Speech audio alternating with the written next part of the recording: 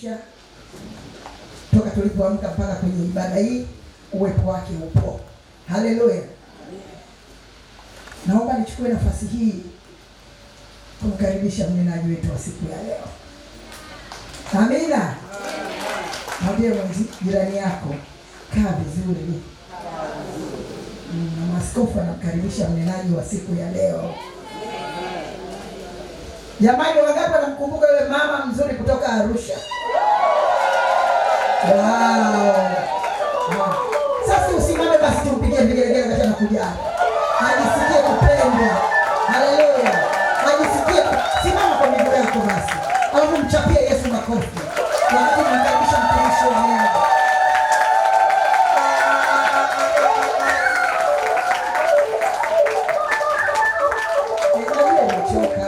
Najua labda umetoka mbali au umetembea mwendo mrefu, lakini kwa heshima ya huyu Yesu na kumfanya mtumishi wa Mungu ajisikie vizuri, basi simama kidogo dakika 0 tu pale ulipo. Nikuombe kabisa kwa unyenyekevu wangu wote. Nikuombe tu usimame. Halafu mchapie makofi matatu Yesu, mwambie karibu mama, tunakupenda. 1, 2, 3. Amina. Makofi mazuri kwa huyu Yesu.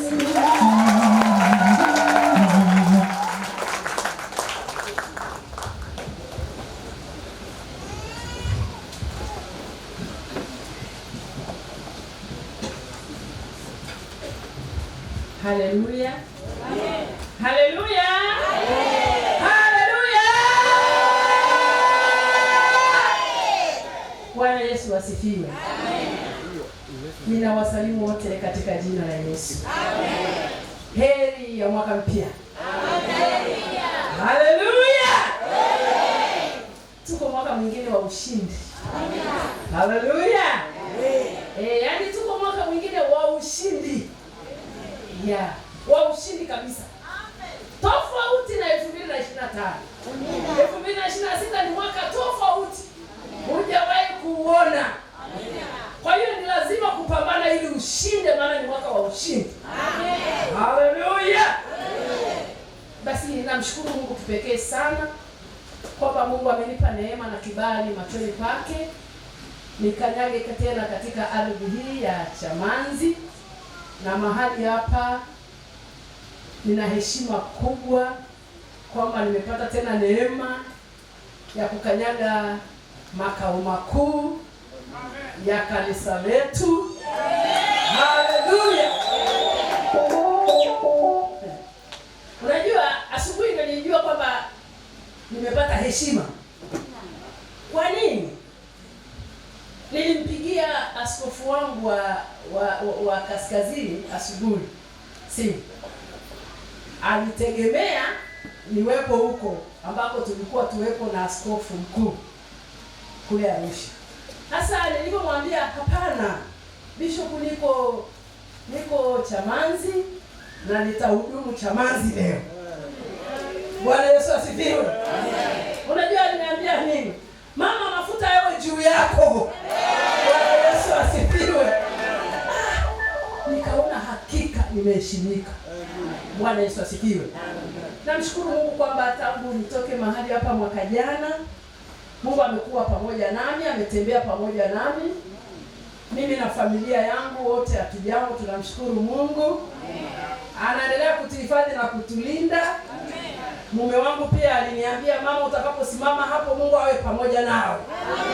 Lakini pia zaidi sana wasalimie kanisa letu kubwa la Chamanzi. Bwana Yesu asifiwe. Wamama tupo? Tupo.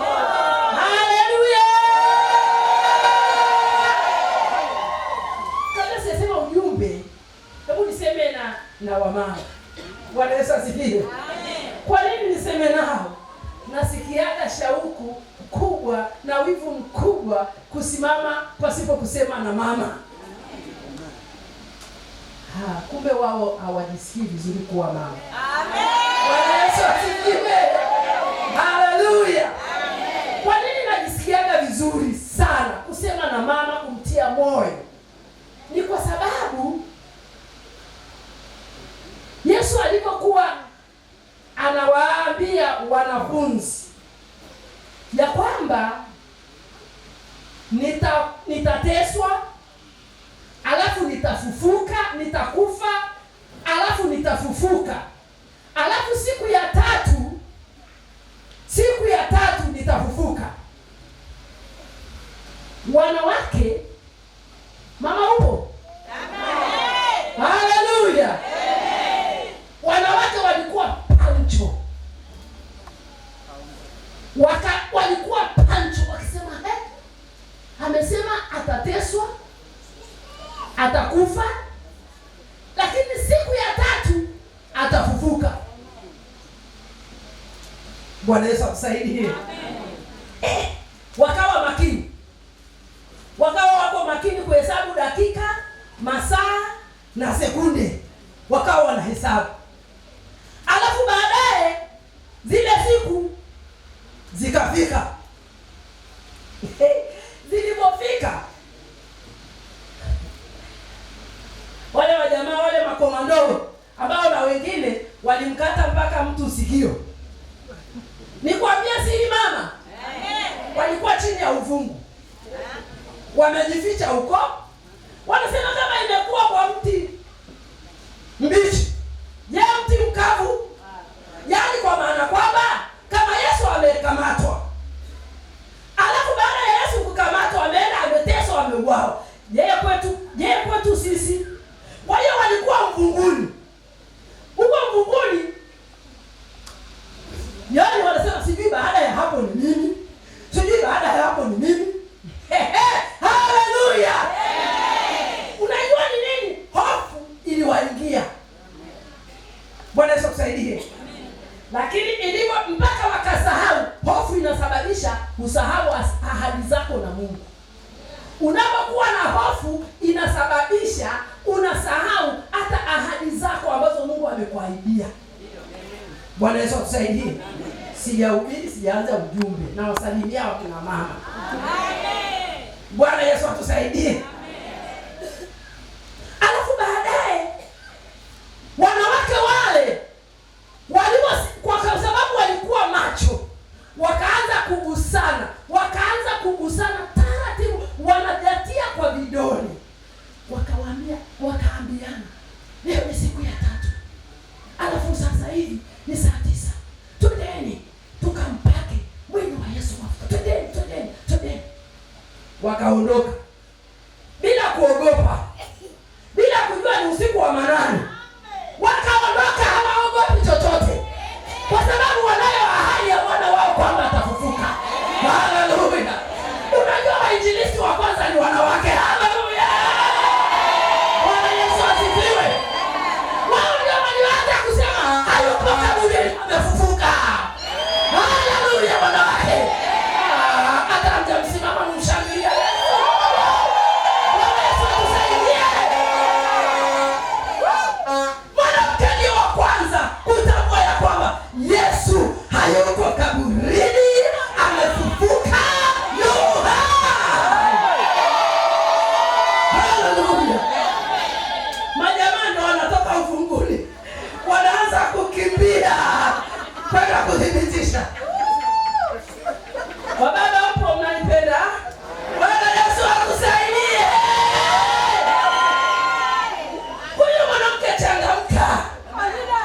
Hujaambiwa tu wewe huo wa kusugua masufuria. Wewe ni mwinjilisti hodari. Haleluya. Wewe ni mwinjilisti hodari. Kwa kusema hayupo kaburini, amefufuka. Yesu hayupo kaburini, amefufuka. Yu hai. Bwana Yesu akusaidie. Sasa ninapopataga hilo andiko na furahi, nasema sijali, mtasimamishwa mbele ya wanaume 100, hata sijui wanaume 400, hata 1000.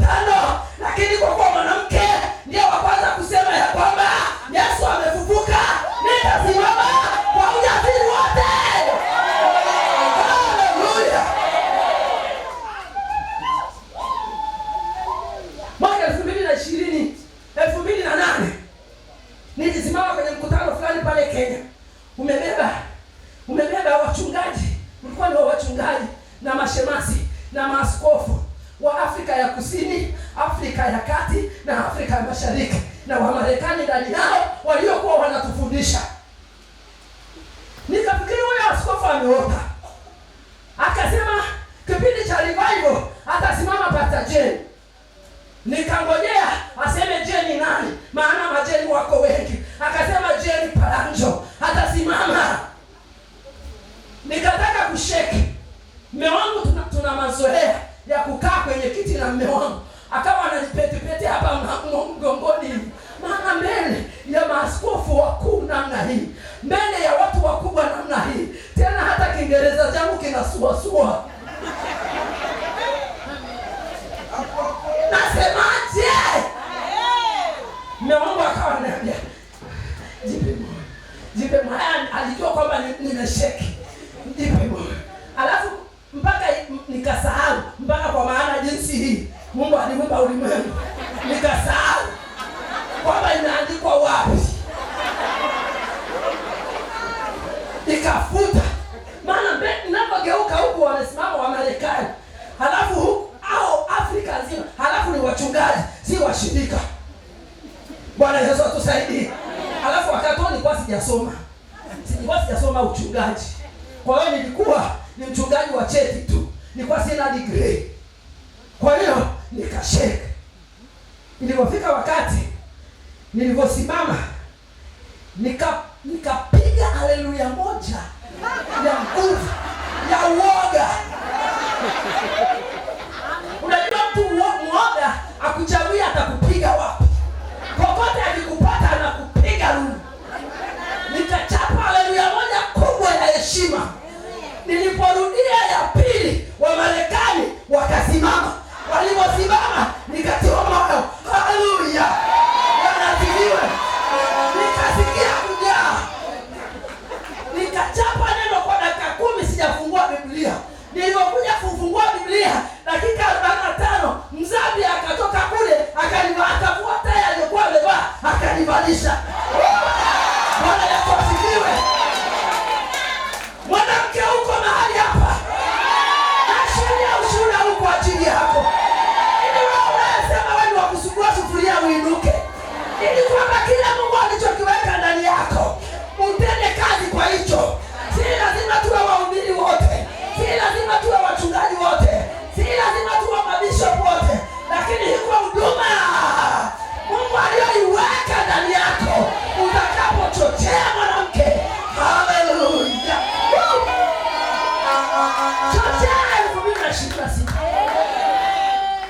Hiyo huduma na hiyo karama ambayo Mungu ameiweka ndani yako. Hakuna mwanamke ambaye hajawekewa karama na huduma ndani yake. Iko huduma ndani yako. Wewe tu unakaa kwa mkao wa kujidharau. Bwana Yesu atusaidie. Wewe tu unakaa kwa mkao wa kujidharau. Unajua siku ile mpaka kimombo kilipanda. Unafikiri mpaka Wasambia ainuka akalivalishe tai, ni kimombo kilipanda. Bwana Yesu atusaidie. Kwa hiyo lile neno lililotoka kwa kimombo likagusa mahali. Bwana Yesu atusaidie. Wanawake hatuvai tai, wanaume ndio wanavaa tai. Siku mume wangu analikwa kuhubiri popote, ile tai mpaka leo kuanzia 2008 ndio anavaaga. Bwana Yesu atusaidie. Haleluya. Mama changamka. Amina. Najivunia kuwa mama. Amina. Najivunia kuwa mama. Najivunia kuwa mama. Najivunia kuwa mama. Najivunia kuwa mama.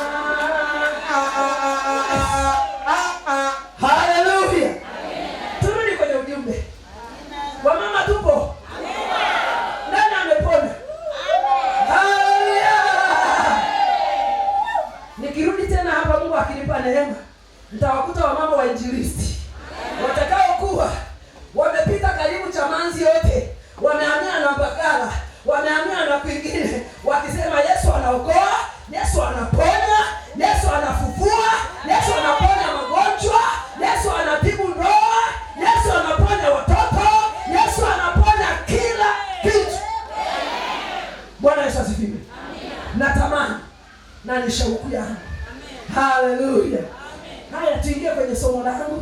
na dakika chache sana nimependa kukutia mama moyo. Bwana Yesu asifiwe. Hivi kuna asiye nifahamu? Nimesahau kabisa. Mimi naitwa Pastor Jenny Yesaya Palanjo. Kwa wale ambao wanifahamu, hebu ambao walikuwa wanifahamu wainue mikono juu. Yes, kumbe walikuwepo. Haleluya. Bwana Yesu asifiwe. Basi tunaenda kujifunza kwa kifupi, alafu nikuachie. Tunajifunza kutunza neno linalosema, kama wewe ni mwandishi, una daftari yako na Biblia yako, andika. Tunajifunza hivi, kutunza utakatifu.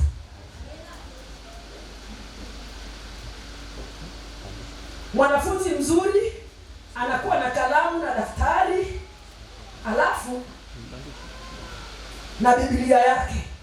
Kwa hiyo tunajifunza utakatifu ni nani, ni nini, utakatifu ni nini.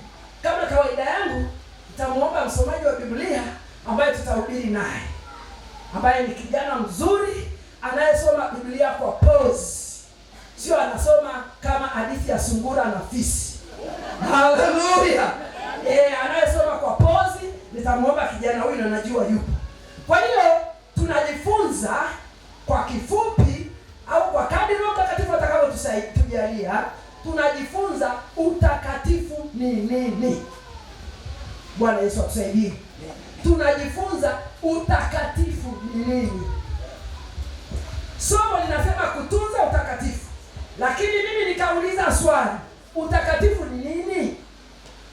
Bwana Yesu atusaidie. Hebu geukie jirani yako, muulize, utakatifu ni nini? Bwana Yesu atusaidie. Hajakujibu ye? Utafika mahali atakujibu.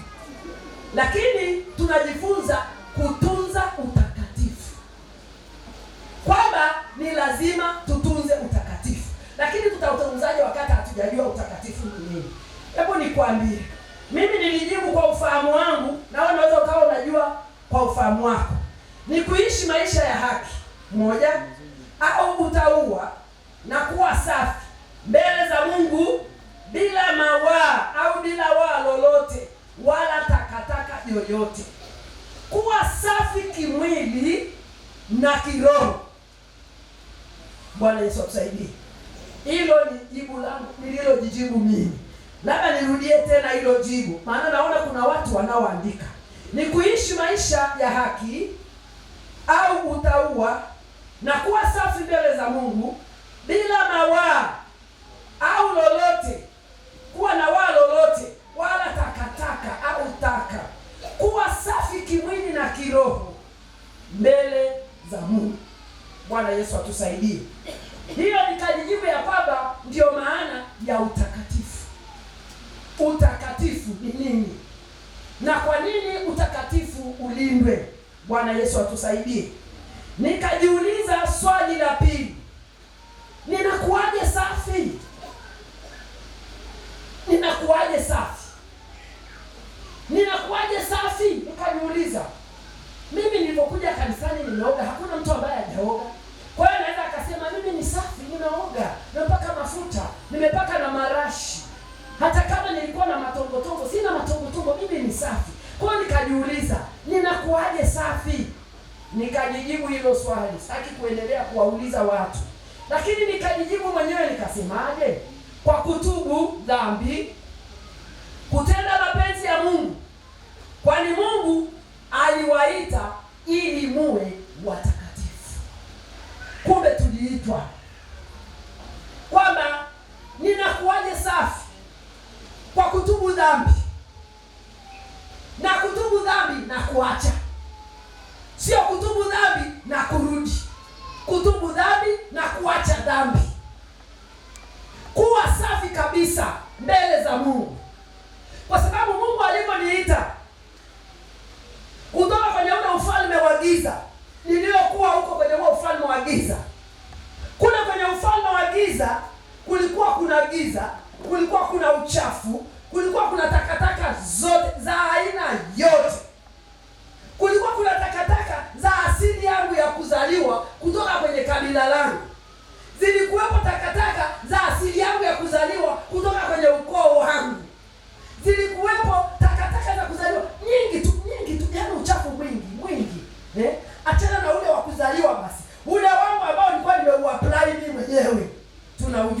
wote.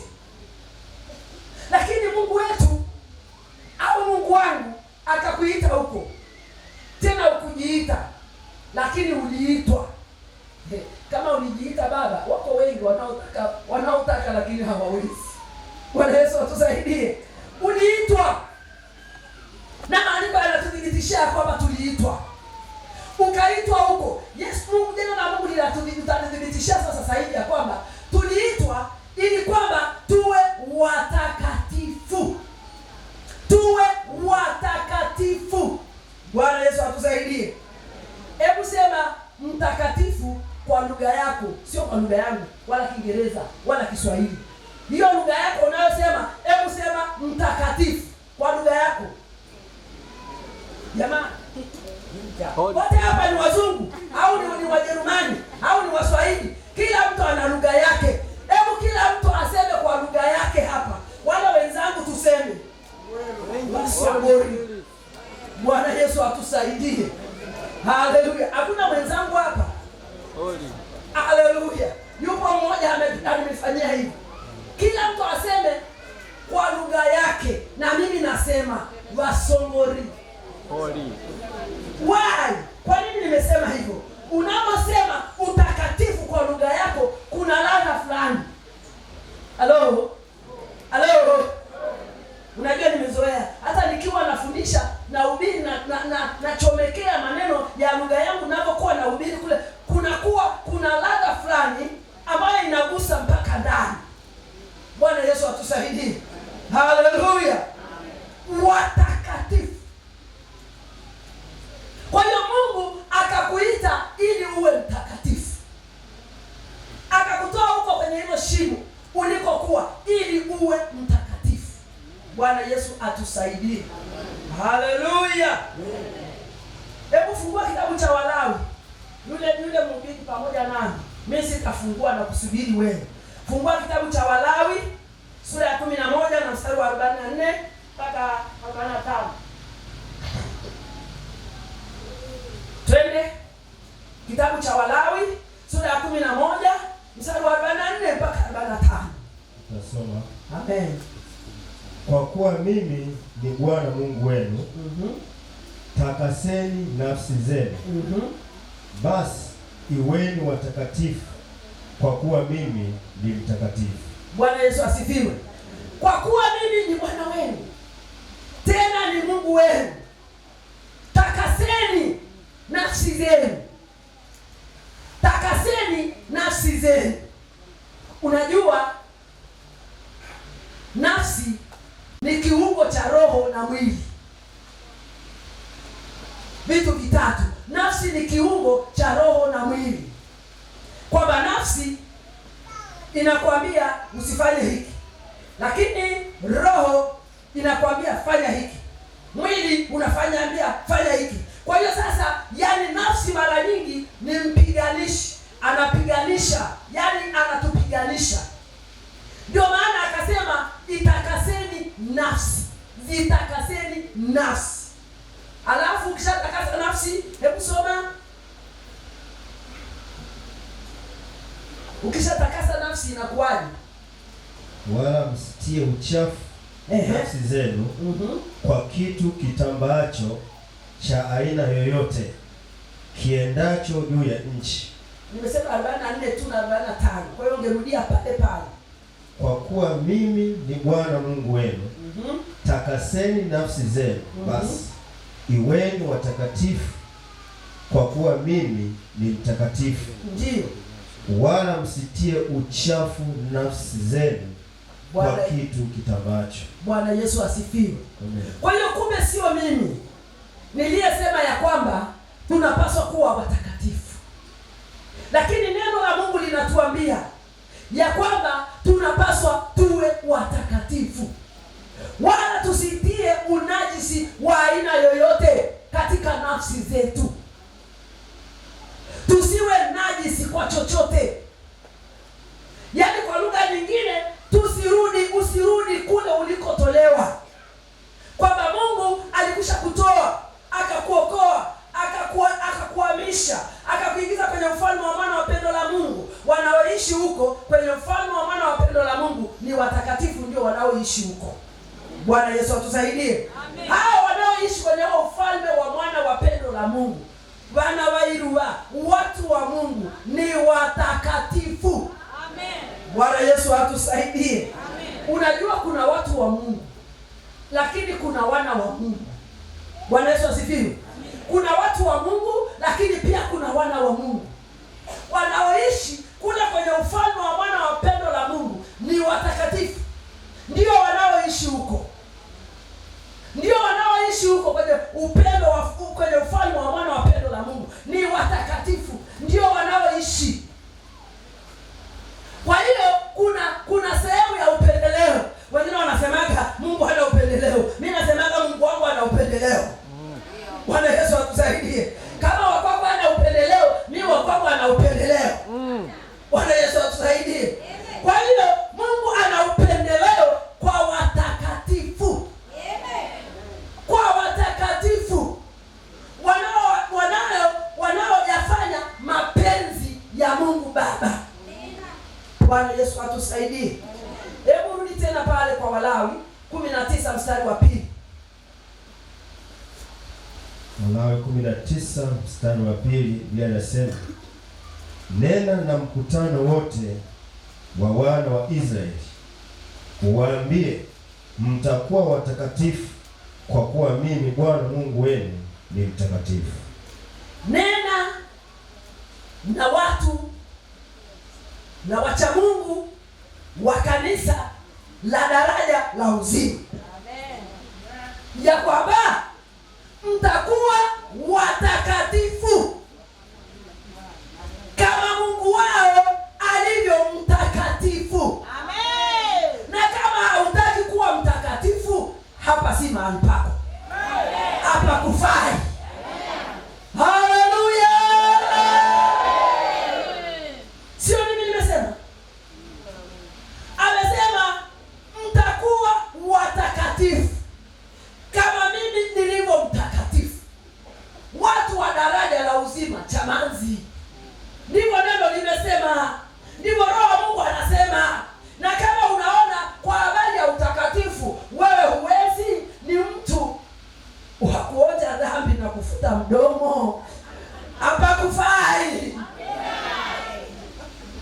Hello? Kama wewe kumwambia mtoto, kwa nini umekula sukari? Mama sijala. Mama sijala sukari. Kwa nini umekula sukari? Bahati nzuri hii nyingine hapa. Mama sijala sukari. Kama wewe ni mtu wa kuonja sukari na kufuta mdomo, hapa kufai. Maana Mungu amesema watakuwa watakatifu kama Mungu wao aliyewatoa katika Misri, aliyewaponya akawavusha. Alivyo mtakatifu ndivyo nao watakuwa watakatifu. Bwana Yesu atusaidie. Amen. Soma tena 20 mstari wa 7, mtu wa Mungu.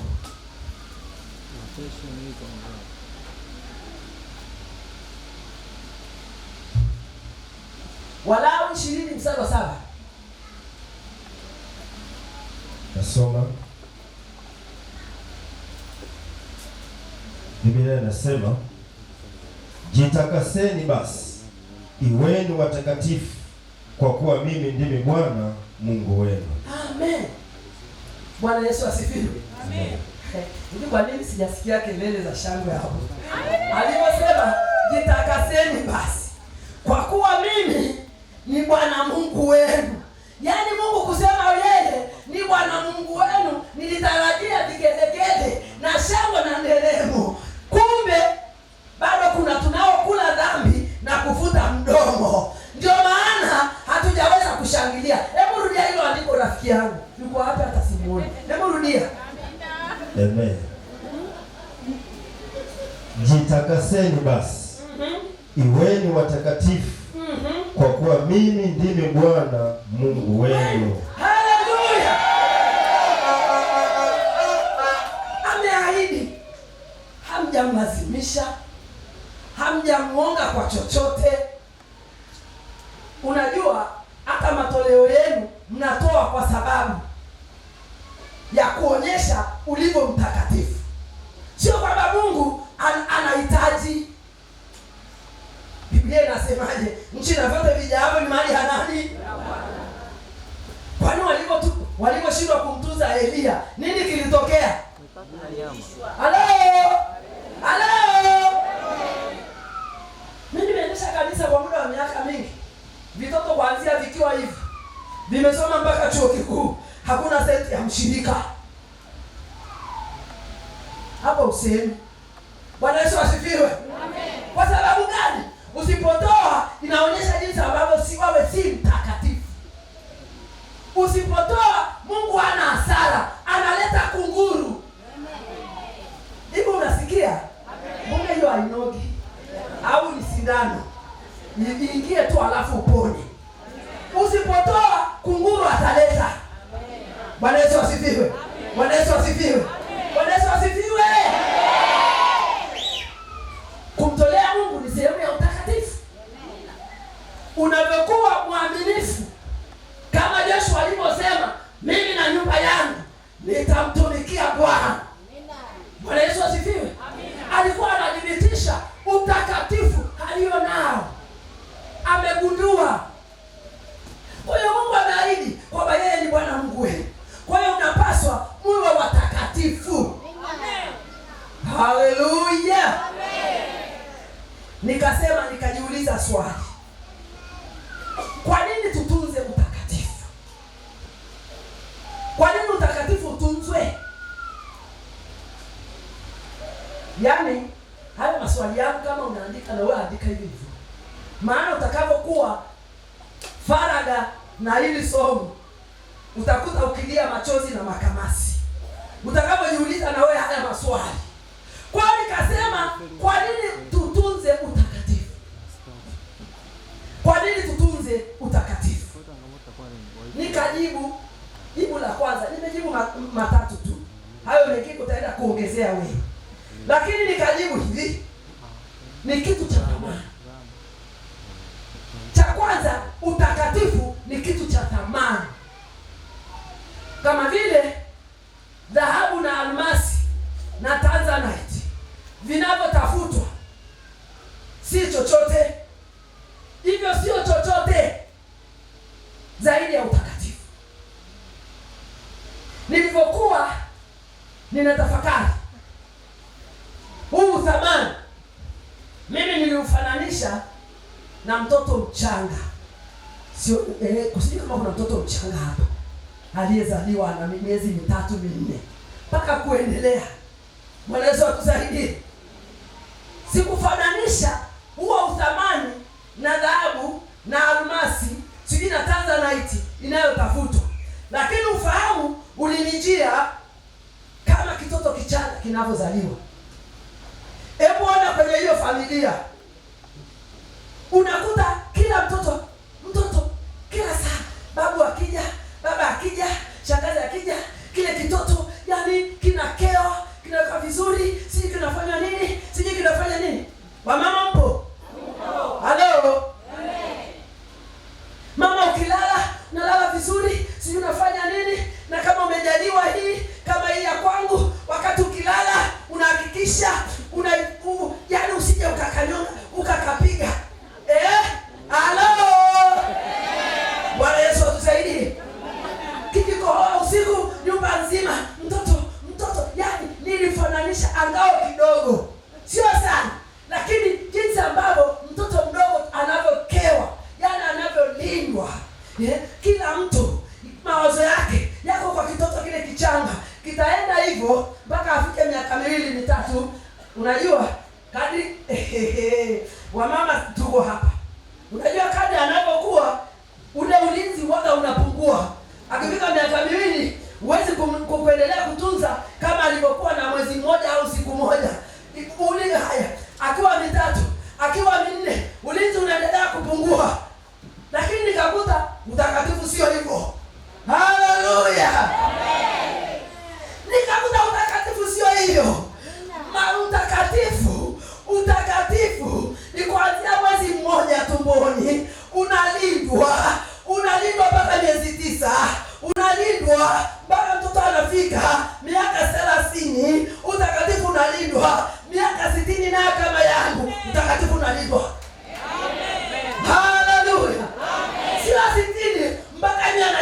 silaha. Utakatifu unalindwa.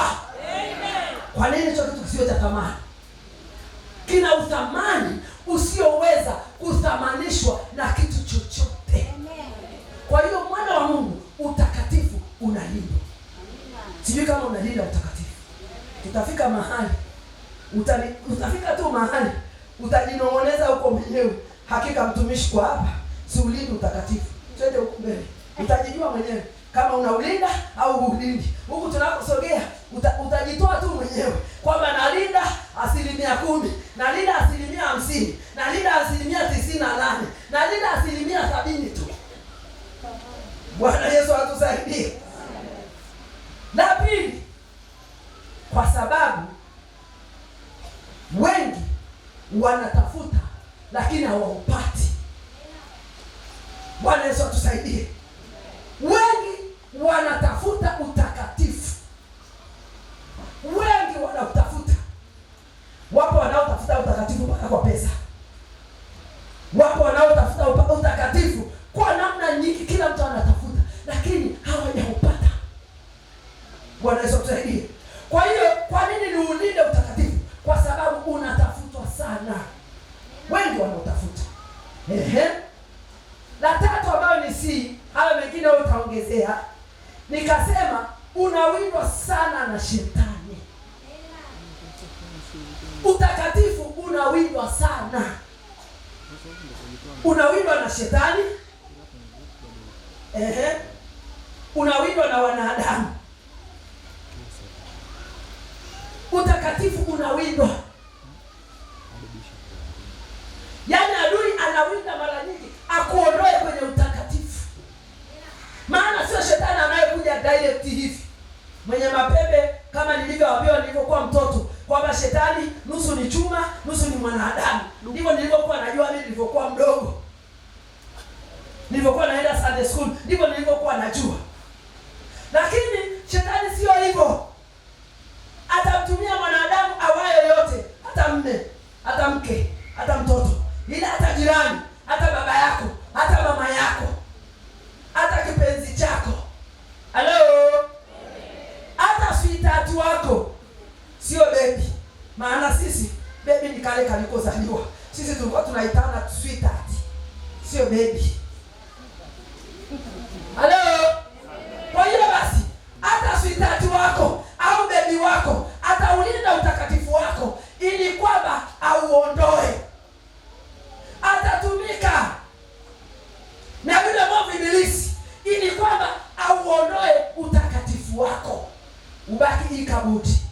Kwa maana utakatifu ukishaondoka unabaki ikabudi. Yaani utukufu wa Mungu haupo ndani yako. Tutakuona unachapa makofi hapa, tutakuona unarabashana na machozi na makamasi, lakini utakatifu haupo. Hello? Hebu hapo nishuhudie. Nilikuwa na ndugu yangu, nilikuwa naishi naye. Nilikuwa namwamini 95% kabinti. Kwa sababu hata madhabahu alikuwa anatandika yeye pasta. Sasa kila siku, yaani nilikuwa nafanya naye maombi, wana wa Mungu. Kama ni maombi ya kufunga na kuomba siku 3, siku 2, siku 5, siku 7, kama binti kalikuwa kana survive. Lakini nikawa nashangaa, kila tunapokuwa kwenye maombi, yaani maombi yake ni ya maombolezo kila siku, kila siku maombi yake ni maombolezo. Nikaamua kusema hapana, hii hapana. Kila siku kwa maombi haya, tumetoka mlimani siku 3 kama tukafika nyumbani pale, tunaanza kumshukuru Mungu, yeye anaanza kuomboleza, Mungu ni rehemu, Mungu nisamehe, Mungu ni rehemu, na makamasi na machozi. Nikaamua kuliendea Calvary peke yangu. Nilipoendea Calvary, Roho wa Mungu akaniambia mwambie atubu. Hapana, Mungu hapana. Haya ni mawazo yangu. Hii ni akili yangu. Mimi na mimi nilipotoka. Huyu binti, hapana, Mungu nisamehe. Haya. Nikarudi tena. Nikaambiwa atubu. Yaani kumwambia kwa kweli kumfesi yani hapana. Kumwambia atubu, nikanyamaza. Siku nyingine nikaambiwa ana mimba na ina miezi 3. Nikainua mikono. Nikamwambia Bwana Yesu, kwa maombi yote haya, inawezekanaje Yehova? Inawezekanaje Mungu wa Israeli? Nikaamua kumwendea kibiblia. Nikamwita mama mwingine. Akaja, kaamba fulani njoo. Nikamwambia nilimchukua kwa baba yangu akiwa na miaka 4. Kwa hiyo ananiita mama, sio dada hata. Nikamwambia mwanangu niambie. Mwezi fulani, ilikuwa mwezi wa 10 Mungu alisema nani? Mwezi wa 9. Mwezi wa 10 ilikuwa 1 2 3. Mwezi wa hilo ilikuwa hivi. Sasa juzi mwezi wa 12 Roho Mungu ameniambia utubu maana una mimba miezi 3. Akaanza kupiga ukunga. Yule mama niliyekuwa naye yule na yeye alikuwa anamwamini. Akamuuliza umebakwa au umefanyaje? Ili tujue tutaombaje kwa Mungu. Bwana Yesu atusaidie. Nasema mbona ni mtu alikuwa ananitafuta kwa Mungu mwenyewe. Unajua, mimi niliishiwa nguvu. Niliishiwa pulse. Sikusema naye tena. Na aliona nimenyamaza kimya, akainuka pale tulikokuwa kanisani, akatoka nje. Sikumuona tena mpaka mtoto akaenda kuzaliwa. Bwana asifiwe. Kama hautakuwa mtakatifu, mahali hapa hapakufanya. Mahali hapa hapakufai. Bwana Yesu atusaidie. Mpaka leo na mimi sikumfuatilia, kwa sababu nimeanza kuwekeza mambo ya injili tangu kakiwa na miaka 4. Nikasema nitafuatilia Roho wa Mungu atakaposema nani. Mpaka leo hajasema na mimi. Bwana Yesu atusaidie. Utakatifu kwa nini utunzwe? Unawindwa. Kwa nini kulia machozi na kufunga? Sijasema msifunge wana wa Mungu. Sijasema usilie kwa machozi. Sijasema kabisa machozi, hata Yesu alilia kwa machozi. Lakini si utakatifu. Bwana Yesu atusaidie. Haleluya. Nikagundua kumbe kwa maana tukiwa kwenye maombi siku zote Mungu ni kila saa ni kuomboleza. Ni sawa, ni kweli, ni lazima tutubu. Ndivyo Biblia inavyosema kwamba tujitakase. Hata hapo tumeambiwa tujitakase. Lakini kwa mtu wa rohoni uliyefika hatua fulani, wakati ukisema Baba ni rehemu, kuna kitu kinakuambia. Yaani kabisa hapa unashangaa maombi ya rehema yanahama yenyewe. Au ni mimi? Wa Bwana. Amen. Haleluya. Yaani tumeingia hapa kwenye maombi. Jamani, ili tuanze maombi yetu, tuanze kwa toba. Tunaanza kwa toba. Baba turehemu. Baba turehemu. Baba turehemu. Kwani kuna mtu anaamaga kwenye kushukuru? Kuna mtu anasemaje, sasa nimeshatubu cha kutosha, kwa hiyo nahama kwenye kutubu, naanza kushukuru? Kuna mtu anaambiwaga? Hapana, from nowhere unakuta ya kwamba in heart tayari, yani unahamia kwenye kushukuru. Ukiendelea unashtukia kwamba umetoka kwenye kushukuru, unakuta ya kwamba kama ni kumpiga adui umeelekezwa tu, unajikuta wote mnaanza kumpiga, mnaanza kushambulia kama ni mahali pa kushambulia. Haleluya. Ndivyo utaratibu wa watakatifu. Ndivyo watakatifu walivyo. Bwana Yesu atusaidie. Amen. Kwa hiyo utakatifu unalindwa. Kwa sababu unawindwa na shetani. Unawindwa na aliye karibu na wewe. Unawindwa. Bwana Yesu atusaidie. Haleluya. Wakaanza kusema sasa tutamwona mama mchungaji, maana yule ni ndugu yake, ataenda kumtembelea maana amejifungua. Sikwenda. Mtoto wake nimemjua. Mimi nina injili ngumu, nisameheni watumishi wa Mungu. Nilikuja kumjua mtoto anakaa kwa miaka 2. Wanapita kanisani kwetu ni barabarani. Kanamwambia katoto, "Salimia mkubwa." Ndio kitoto kinakuja. Halo. Wamama mpo? Nimegusa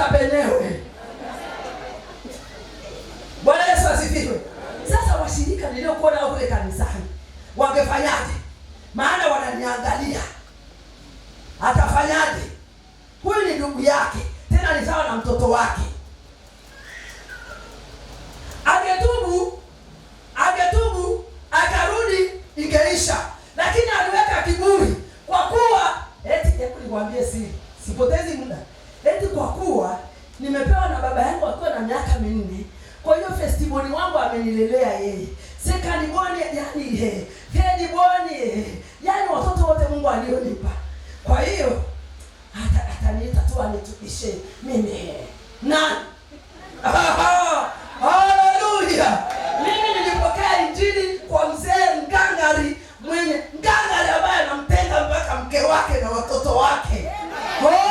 Haleluya! Libasa kayando robosa. Niko na Masaya. Hakika. Tenga kabisa. Mke. Haleluya. Kwa hiyo mimi nilipokea imani hiyo huko. My Lord, my Father. Utakatifu unatafutwa. Ni watamani. Sio wasantari. Haleluya. Bwana asifiwe. Mabinti walivyoona mwaka uliofuata nikafungisha harusi. Haleluya. Yaani Mungu akaamua kunifariji. Maana niliumia. Kakatokea kabinti, akaambia mama naolewa, tena naolewa Kenya. Bwana Yesu atusaidie. Nikafuatilia kale kabinti kakafunga harusi takatifu. Harusi takatifu. Bwana Yesu atusaidie. Bwana Yesu atusaidie. Hebu mulika na darubini sasa hivi harusi takatifu. Hebu mulika. Na kuruhusu. Hebu anza kumulika mama ulioko hapa. Hebu anza kumulika baba ulioko hapa. Harusi takatifu. Haleluya. Nikaendelea. Akatokea kijana. Niliyekuwa tena ni kijana wangu wa ng'ombe, ananisaidia kutunza ng'ombe. Kale ka kijana kalikuja kwangu kana miaka 12. Nikakalea kiroho. Tukaendelea. Nikaendelea. Nikakamonita. Nikaona sasa huyu kijana amekuwa kijana wa miaka 25.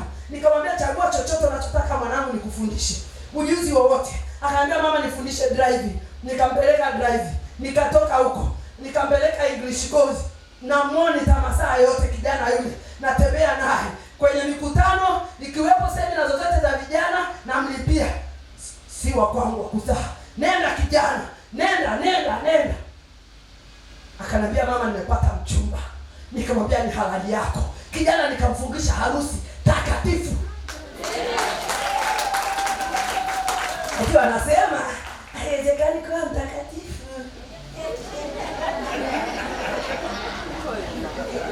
Haiwezekani. Na kweli haiwezekani. Kama masaa yote mnashikana mikono, baby. Kama masaa yote mnashikana mikono, baby. Saa 8 usiku badala ya kuomba, baby I miss you. Badala ya kupiga magoti, saa 10, baby I miss you kwa siku.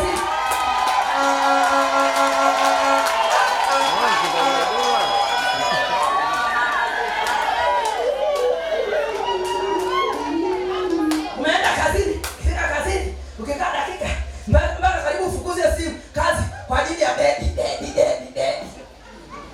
Ule muda wa kupiga goti uombe saa 8 usiku I miss you.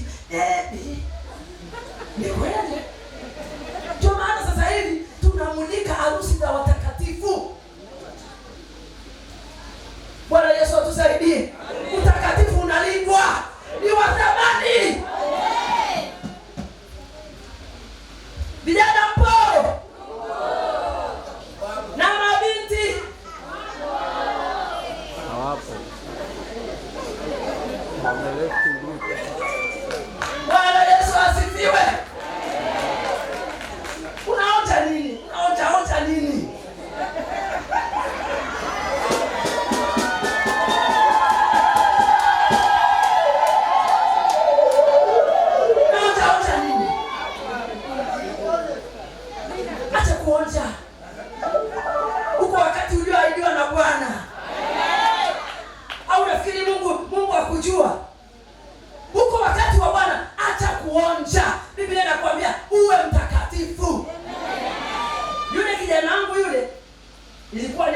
Aishi mwezi naambia leo hujafunga, wiki hii hujafunga 2 kafu. Mwezi huu hujafunga 3 kafu. Unaenda mlimani. Inawezekana hivyo vitu vikatiishwa kwa jina la Yesu. Bwana asifiwe. Inawezekana. Vijana mpo? Hebu wasimame. Vijana wa kiume, hebu wasimame. Hiyo dozi sikuwa nayo. Bwana Yesu atusaidie. Haleluya vijana. Hapa nilipo ni bibi. Sasa nikaongea mpaka vile vya nguoni. Bwana Yesu atusaidie.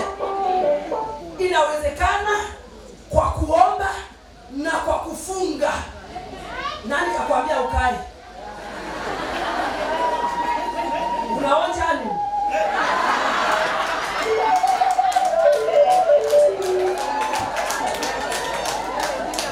Inawezekana kwa kuomba na kwa kufunga na kubarika mikono kwa damu ya Yesu. Inawezekana. Lakini na vibinti nao vinawachokoza.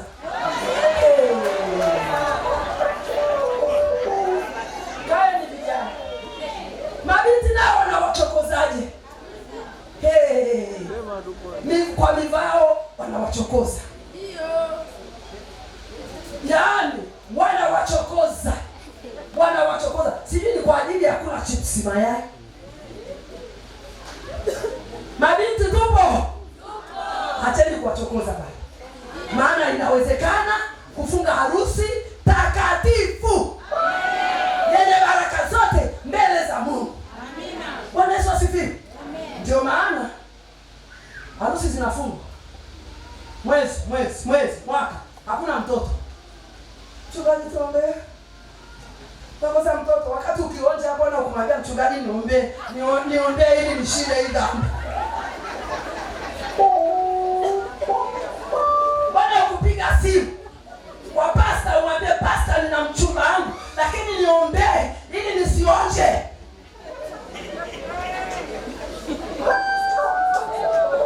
Sasa imefika mahali mwaka wa kwanza mwaka wa pili wape mama mkwe na mawifi wanaanza kusema aisee kichwa cha kwetu kilikuwa kijai lakini sasa kinaanza kujaa. Maana kazi yako ni kula tu, hakuna matu. Wamama wa sasa hivi hatuko kama wamama wa zamani. Wala mawifi au labda ni kule Arusha. Ndio hizo lugha zipo. Bwana Yesu asifiwe. Imeshakuwa ngumu. Basi, pastor, niombe. Ni mwaka wa 3, ni mwaka wa 4, mwaka wa 5, hatuna mtoto. Biblia ilisema zaeni mkaongezeke. Ilikuwa takatifu hiyo ndoa. Wewe jijibu. Kama ilikuwa takatifu, mshirikishe pastor. Atakusaidia. Lakini kama haikuwa takatifu, nenda magotini. Mwite bibi yako. Mwanze kutubu. Zile message za saa 8 usiku za IMCU tukutane mahali fulani. Hebu zianze sasa kuwa message za magoti. Bwana Yesu atusaidie. Haleluya. Bwana Yesu asifiwe. Bwana Yesu asifiwe. Kwa hiyo wana wa Mungu, utakatifu unalindwa sana. Unalindwa na wanadamu, unalindwa na shetani. Hapo tulikuwa ya kwamba wanadamu, nilikuwa najengea kwamba wanadamu hata wale walio karibu sana na wewe, kwamba wanaweza wakawa sababu ya wewe kukuondolea utakatifu wako. Viko vingi ambavyo vitakuwa sababu, lakini nimeongozwa kwenda huko nilikokwenda. Hebu tuendelee. Soma Petro wa kwanza mlango wa kwanza mstari wa 15 mpaka wa 16.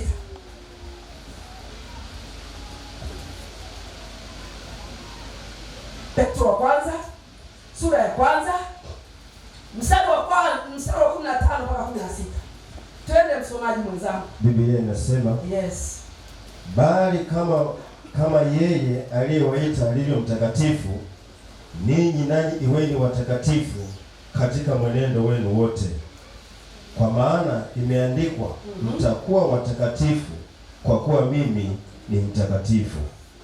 Bwana asifiwe. Amen.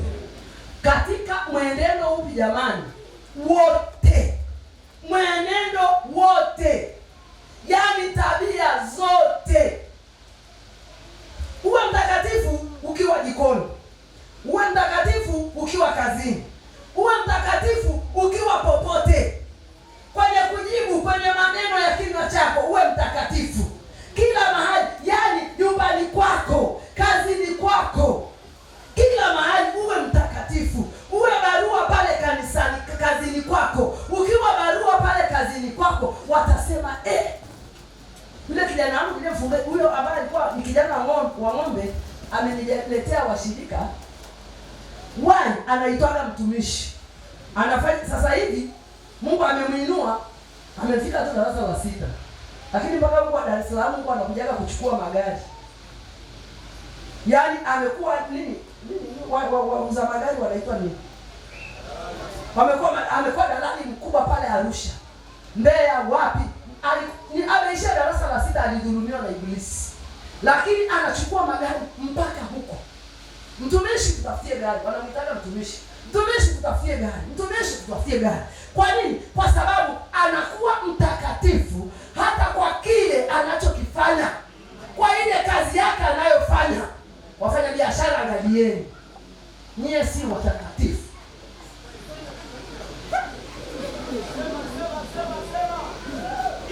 Umenunua hii miwani shilingi 2,000, unapaswa uongeze hapo labda 500 ili upate na wewe. Unasema hii miwani nimenunua 10,000. Ni mtakatifu? Bwana Yesu atusaidie.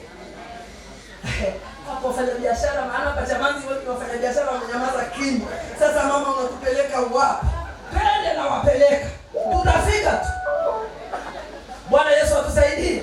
Tumeambiwa tuwe watakatifu katika mwenendo wote, si ndio jamani? Kwa hiyo hata kwenye biashara tunapaswa tuwe watakatifu. Kwenye kazi za kuajiriwa tunapaswa tuwe watakatifu. Kwenye kupika maandazi tuwe watakatifu. Jamani, wale wapika chips kule kwetu wanatupikia na mafuta ya nani? Inaitwa transform. Ni kule Arusha, si hapa. Nilimagundua, nikawauliza kwa nini? Ili asiisha kwenye flampeni. Jumapili asio usibandike mikono kupika kwenye kichwa cha mtu. Tusiwe wepesi. Kumbe ndio maana neno lilisema tusiwe wepesi kuweka mikono juu ya vichwa vyao. Anatubu ile wiki nzima, ametulisha mafuta ya transformer. Alafu atubu, alafu aache. Saizi yuko anatesi kwamba mtayakuta mahali fulani. Saizi hapa chache yuko anatesi kwenye message. Ametubu. Bwana Yesu atusaidie. Haleluya. Nilipookoka nilikuwa nafanya biashara ya kuuza ndizi. Nachukua ndizi nyumbani kwangu, napeleka sokoni. Kuna soko kubwa linaitwa Tengere. Nikasema nitaacha biashara hii ya kuuza ndizi. Maana naenda kwa mtu nanunua ndizi shilingi 2,000. Nikienda sokoni nikiambia jamani, mama nipunguzie. Naomba ndizi nimenunua shilingi 3,000. Kwa hiyo na mimi 1,500 ndo napata hapo tu. Kumbe nimenunua 2,000.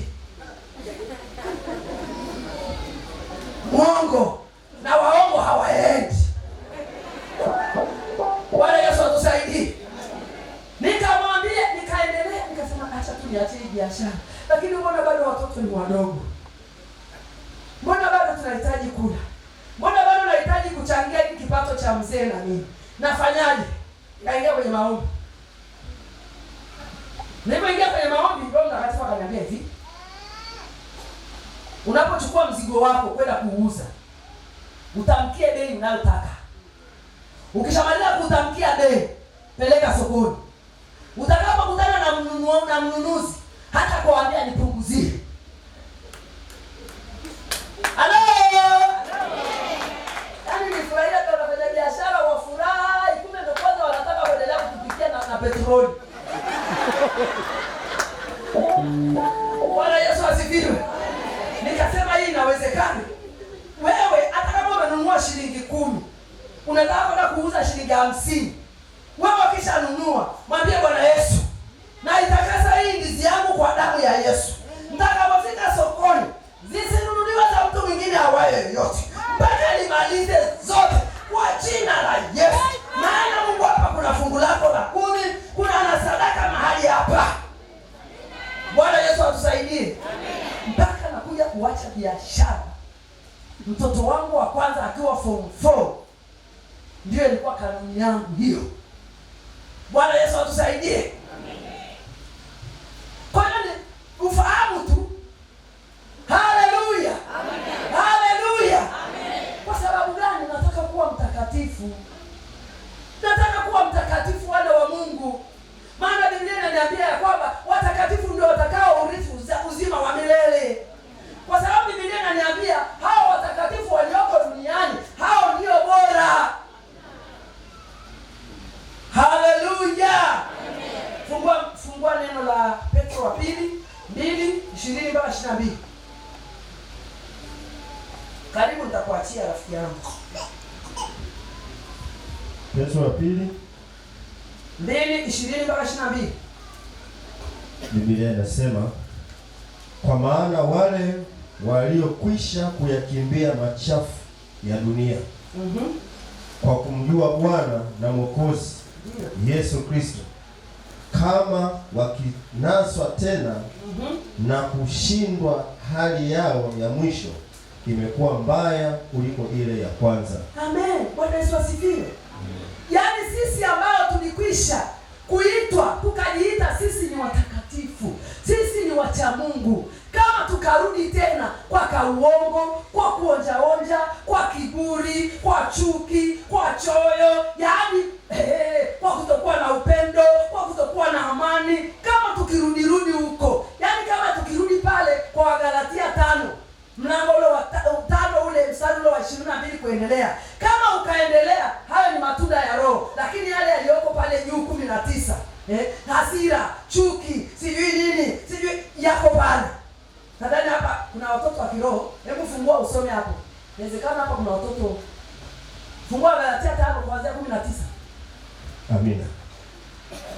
Basi matendo ya mwili ni dhahiri. Matendo ya mwili ni dhahiri. Ndiyo haya. Uasherati, uchafu, ufisadi, waabudu sanamu, uchawi, uadui, ugomvi, wivu, hasira, fitina, faraka, uzushi, husuda, ulevi, ulafi, na mambo yanayofanana na hayo.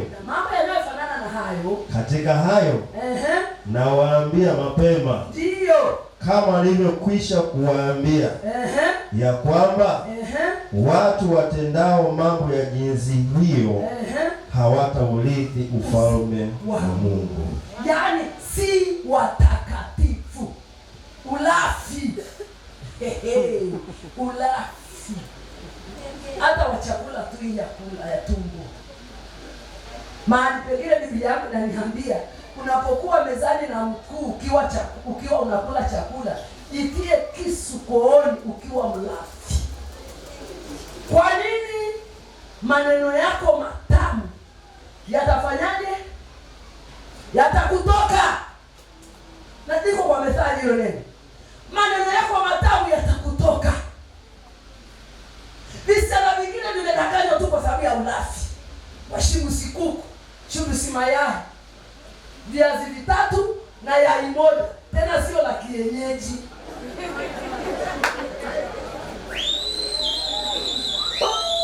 Na kasoda ka 500. Si kwanza akupeleke hata mahali utakunywa soda ya buku. Ya 500 tu. Ulafi.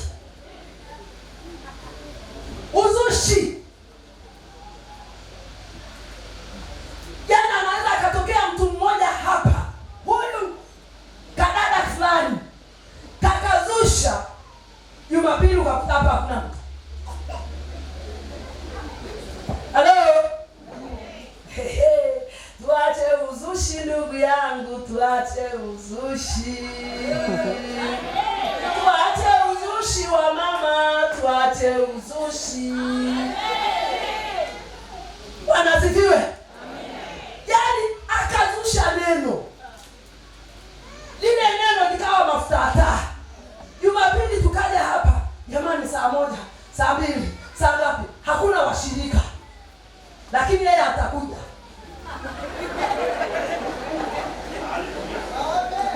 Yeye atakuja. Mchungaji, kumbe yeye ndiye mzushi. Mzushi na mfitini ni njia moja. Mwenye hila na mnafiki ni njia moja. Ni watoto. Unafiki na hila ni watoto wa mama mmoja. Mzushi na mfitini ni mtoto ni mama wa mama mmoja. Sasa wakaunganika hao wanne.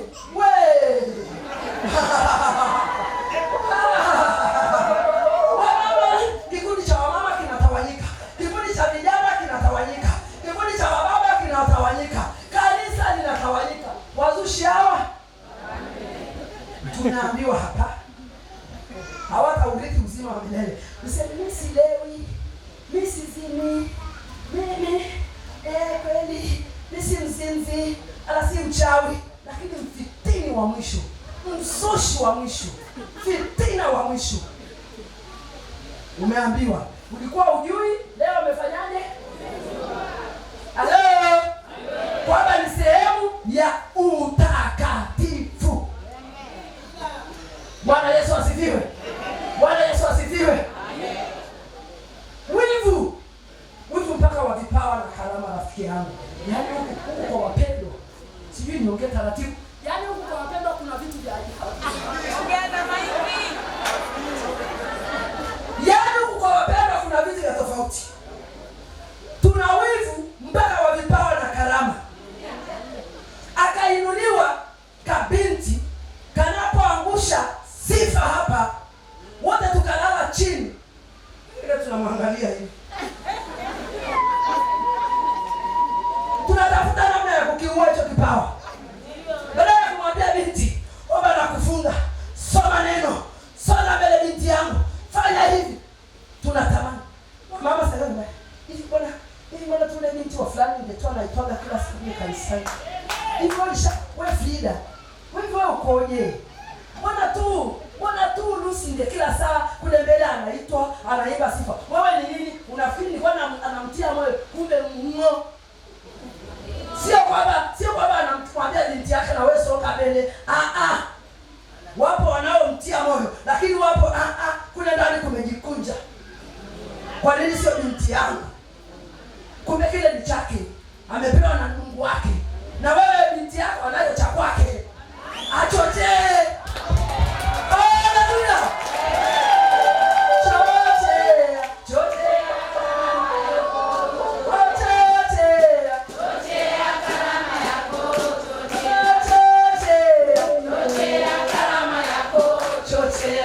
Hata kama ni kwenda kufanya usafi chooni kila siku. Hata kama ni kwenda kwa pasta kufanya usafi kila siku. Chotea. Bwana Yesu atusaidie. Haleluya. Wivu. Hayo ni sehemu nimechomoa hayo ambayo najua kwa wapendwa. Usengenyaji ndio usijue. Wapendwa tumekuwa wasengenyaji. Hebu tupone. 2026 uwe mwaka wa ushindi. Ushinde hiyo pepo ya usengenyaji.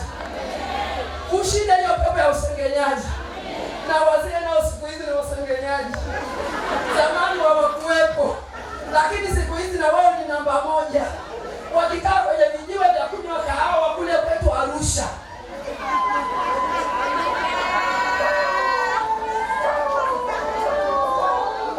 Kwa sababu si hawaendani vilabuni kunywa pombe. Kule Arusha wana vijiwe vya kunywa kahawa jioni. Hebu kaa pembeni, chumkaa mahali. Hakuna. Hivi ulisikiaje lile neno? Hivi lile neno la juzi, ile neno la katikati ya wiki, kahawa inaenda. Hivi unalijuaje lile neno? Hili neno linakuwa na maana gani? Hapo walichambue. Wakitoka hapo, watoke wakisema rabashanda. hakuna rafiki yangu. Sisi tukiuchapa kwenye vikomba na wao wanachapa kwenye kahawa.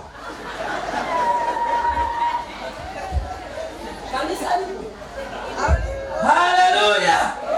Utakatifu upo. 2026 ni mwaka wa ushindi. Tunahitaji kushinda. Mwambie Mungu akushindie. Unapokuwa kwenye kijiwe cha kahawa bwana, anza kuchapa injili. Shuhudianeni kwa habari ya maneno. Mbona yako maneno mengi hapa ya kushirikishana? Hili neno linasemaje ndugu? Hivi wewe unanielewaje hili neno? Yaani mnachangiana, mnapata mawazo. Huku mnakunywa kahawa, mnaongeza na kikombe cha pili, lakini neno nalo linakuwa tamu. Ukitoka hapo Jumapili ukashtukizwa, mzee fulani atatupa neno la kwanza. Akisimama rafiki yangu, anaachilia lile neno. Haleluya. Kwa wapi hao wazee? Kwa wapi hao mama? Haleluya. Ndio, maana alipata ufahamu wake. Alikuwa pale, alikuwa ajui ufahamu. Kwa hiyo anapokwenda nyumbani, unakuta ya kwamba ndio analitafakari. Jumapili anaambia mzee Musa, mzee Samueli, mzee John, leo tasoma neno la kwanza.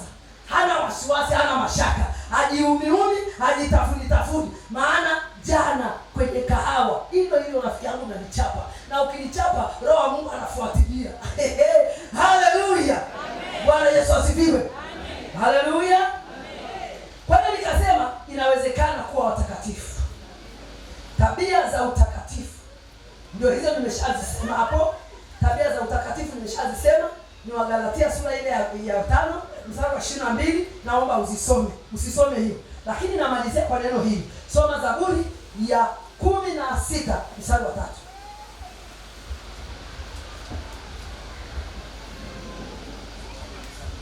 Nimesema inawezekana kuwa mtakatifu. Inawezekana wana wa Mungu. Inawezekana kuyaishi maisha matakatifu. Inawezekana. Zaburi ya 16 mstari wa 3. Nasoma. Watakatifu waliopo duniani ndio walio bora. Hao ndio waliopendezwa. Hao ndio niliopendezwa nao. Jamani, watakatifu wapo hawapo? Wapo. Watakatifu wapo hawapo? Wapo. Neno limethibitisha. Na limethibitisha kwa namna hii.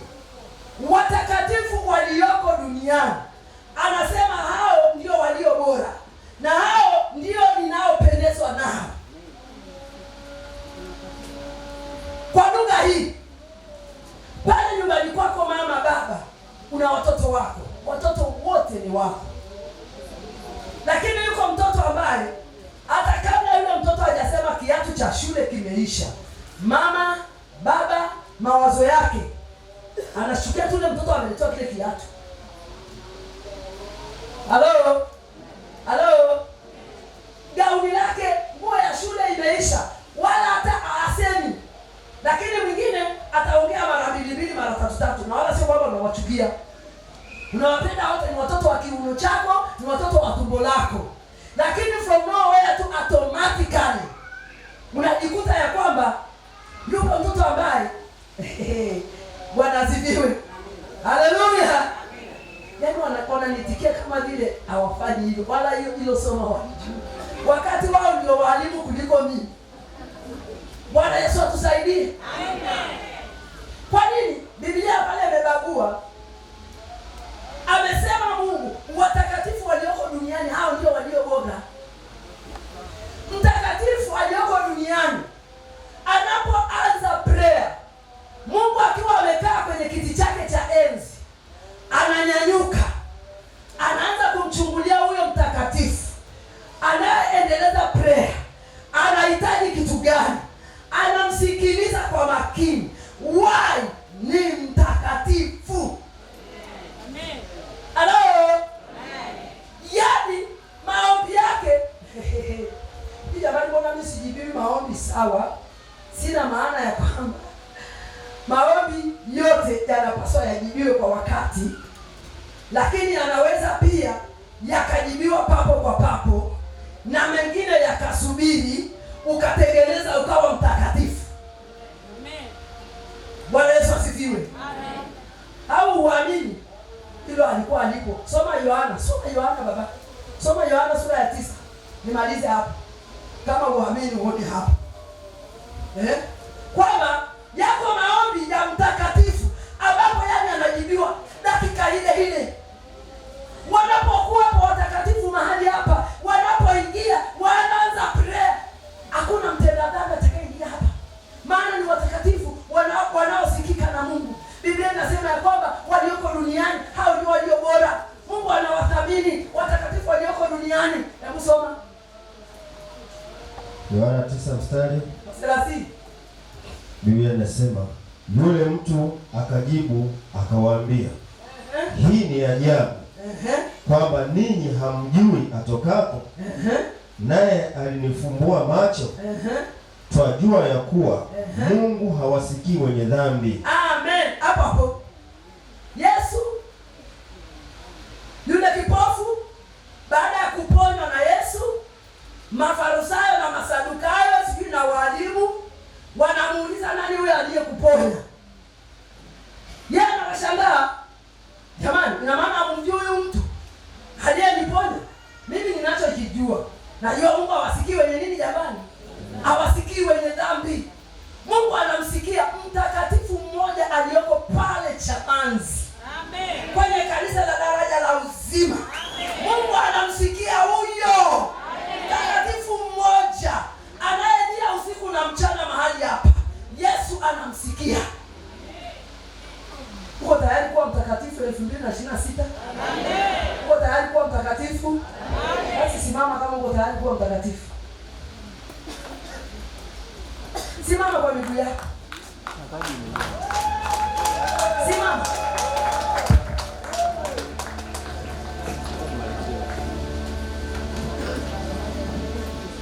Sauti yangu sio nzuri sana, lakini nitamwita mwimbaji mmoja aje amwabudu Mungu kwa kina. Wakati akiabudu, mimina moyo wako kwa Bwana. Mhakikishie Yesu kwamba unataka kuwa mtakatifu. Mimi nilikuwa sikufurahishi. Nilikuwa ninakufundisha. Nilikuwa ninatamani uwe mtakatifu.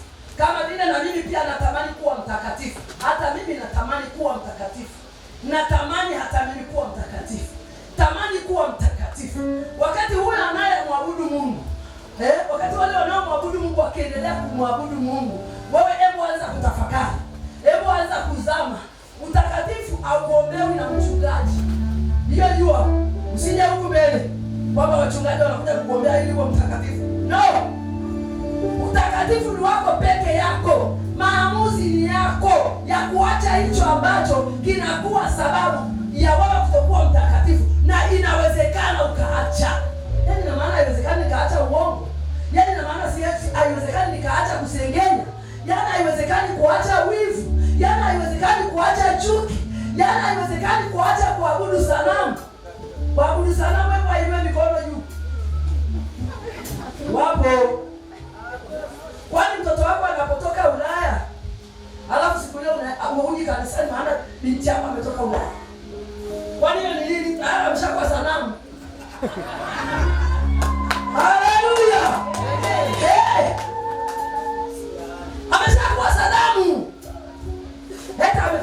Binti ya mchungaji amekuja sasa hivi, kwa hiyo sitakuja kanisani. Shindwa shetani kwa damu ya Yesu. Haleluya. Mume wangu alikuwa safari jamani. Amekuja sasa hivi. Hapo nitapigwa mawe, lakini nitakaa mbali. Mume wangu jamani amekuja, alikuwa safari. Kwa hiyo sasa hivi sitakuja kanisani. Bwana Yesu asifiwe. Bwana Yesu asifiwe. Tayari amekwisha kuwa sanamu ya kuchonga. Amekuja, mwanangu, najua umechoka. Mimi nilikuwa nimeshajiandaa kwenda kanisani. Mungu akubariki. Hata kwa kuchelewa nitaenda. Chai hii hapa, chakula hiki hapa, lakini nitawahi kuja. Bwana Yesu atusaidie. Haleluya.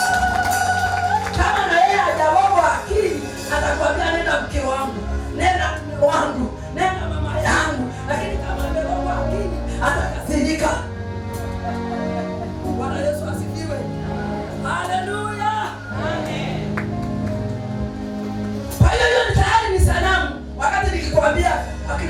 tunaabudu sanamu, hata hakuna, hatuabudu sanamu. Wakati tu biashara yako ulishushiwa mzigo juzi, ukaacha kwenda kwenye kikundi cha maombi.